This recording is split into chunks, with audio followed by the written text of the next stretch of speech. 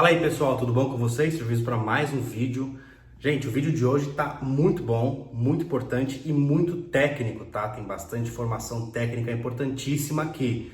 Então, já vai deixando um like, por favor, isso ajuda muito o YouTube a entender que esse conteúdo é importante e levar para mais pessoas.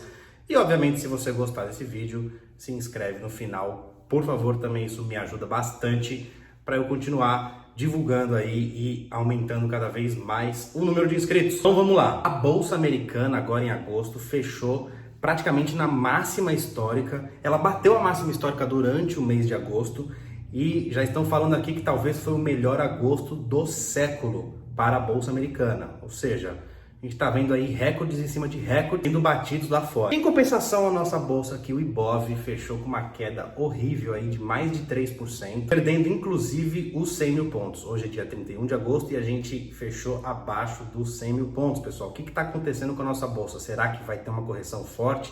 Por que aumentou esse gap entre os Estados Unidos e a nossa bolsa aqui, o Ibov? Porque normalmente analisa sempre se lá fora está subindo, porque normalmente quando lá fora sobe, aqui também sobe.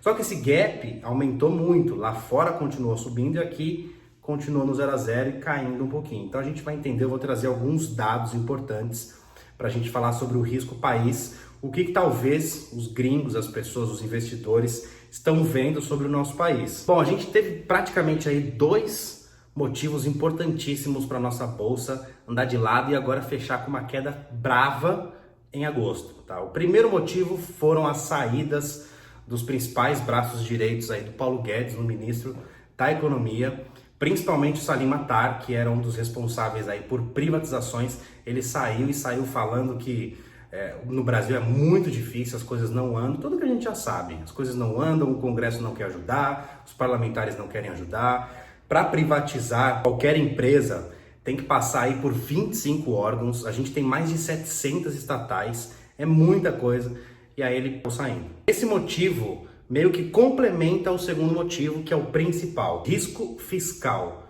O que se falou mais agora em agosto, todo mundo já está falando sobre isso, é justamente o teto de gastos. O Brasil tem um teto de gastos que foi criado aí pelo Temer, e o maior medo dos investidores é que o Brasil não consiga manter esse teto de gastos e fure ele, ou seja, gaste mais do que o teto permite.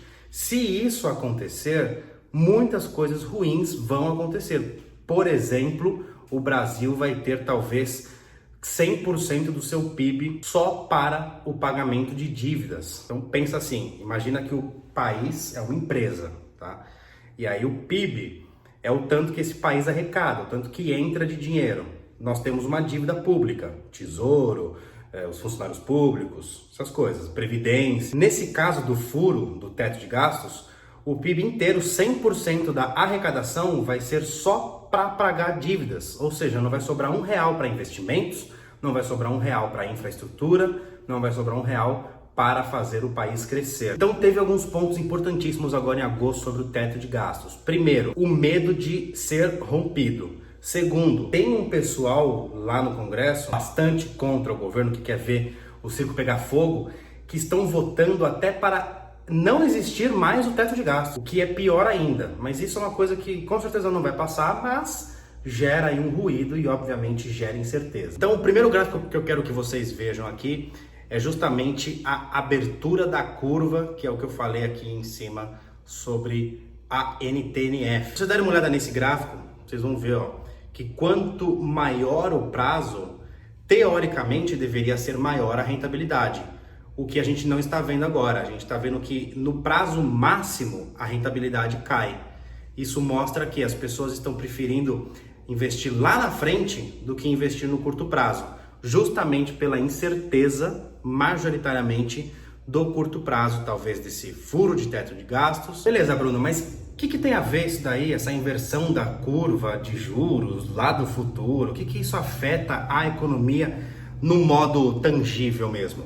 Bom, segundo um levantamento feito pelo Banco Central, com o nome Incerteza e Atividade Econômica, mostrou que os ambientes mais incertos, por exemplo, o que a gente está vivendo agora, afetam diretamente o PIB, os investimentos, os consumos das famílias e o desemprego. Então olha só que louco, esse estudo pega essa inversão da taxa de juros que eu mostrei para vocês, mediante a história, ao que já passou estatisticamente falando, e percebe-se que essa inversão, quanto maior ela for, maior essa curva, afeta diretamente o PIB, os investimentos, o consumo e o desemprego.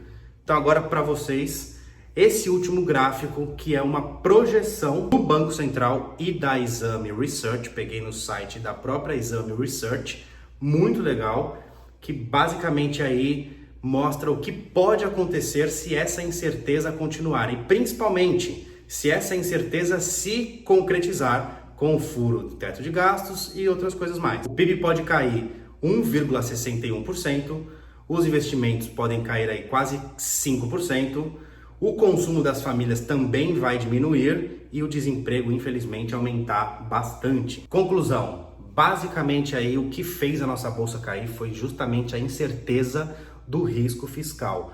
Parece besteira, gente, mas não é besteira. Não é à toa que a nossa bolsa está nos 98, 99 mil pontos, enquanto lá fora batendo máxima histórica. Isso não é à toa. O que pode fazer isso mudar nos próximos meses?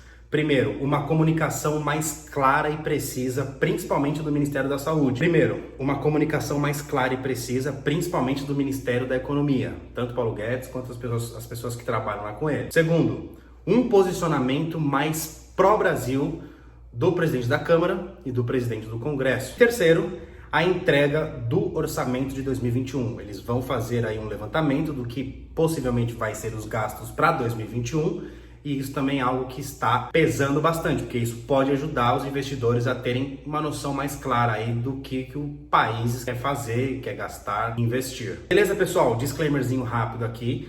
Isso são apenas dados, peguei na Exame Research, no Banco Central. São dados que eles levantaram mediante ao passado, que a gente consegue ter talvez uma noção do que pode acontecer no futuro. Nada aqui é 100% certo, nada aqui é 100% verdade, isso é renda variável, muitas coisas podem acontecer. Ninguém imaginava que a bolsa podia cair 50% em um mês e isso aconteceu. A gente tinha tido até março 2 circuit breakers no século e só em março a gente teve 6. Então as coisas mudam, tudo muda, e a gente está em uma eterna evolução e coisas novas acontecem. Por isso que todo mundo acaba pegando uma crise, todo mundo acaba aprendendo alguma coisa, mesmo os investidores que já estão aí há 20, 30, 50 anos investindo. Mas é bom a gente ter sempre essa noção desse risco país. Se inscreve no canal, vou postar um vídeo do que eu estou fazendo para as eleições nos Estados Unidos, está ficando bem legal esse vídeo. Não quero que você perca. E deixa nos comentários aí alguma dúvida, se inscreve no canal. Lembre-se sempre de cuidar do seu rico e suado dinheirinho e a gente se vê no próximo vídeo. Tchau!